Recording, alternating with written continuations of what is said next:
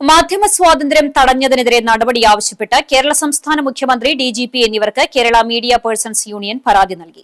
ഗുരുവായൂർ ക്ഷേത്രത്തിൽ അനുവദനീയമായ സ്ഥലത്ത് മാധ്യമപ്രവർത്തനം തടസ്സപ്പെടുത്തിയതിനും ബലാത്കാരമായി പിടിച്ചുകൊണ്ടുപോയി വിഷ്വൽ നശിപ്പിച്ചതിനുമെതിരെയാണ് പരാതി നൽകിയത്.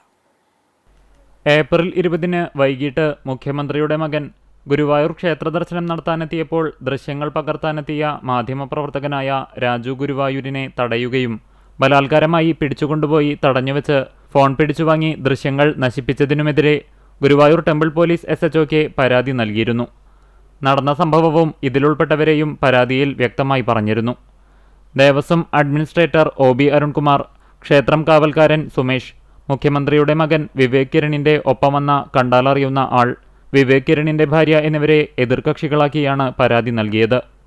പൊതുസ്ഥലത്ത് നിയമപ്രകാരമുള്ള പ്രവേശനം തടസ്സപ്പെടുത്തിയതിനും ബലമായി പിടിച്ചുകൊണ്ടുവന്ന് പൊതുപ്രദർശനം നടത്തിയതിനും നിർബന്ധമായി കെട്ടിടത്തിൽ നിന്ന് ഇറക്കിക്കൊണ്ടുവന്ന് ഫോൺ കൈയടക്കി അതിൽ നിന്നും ദൃശ്യങ്ങൾ നശിപ്പിച്ചതിനും അനുസരിച്ച് കേസെടുക്കാവുന്നതാണെന്നും പരാതിയിൽ പറയുന്നു.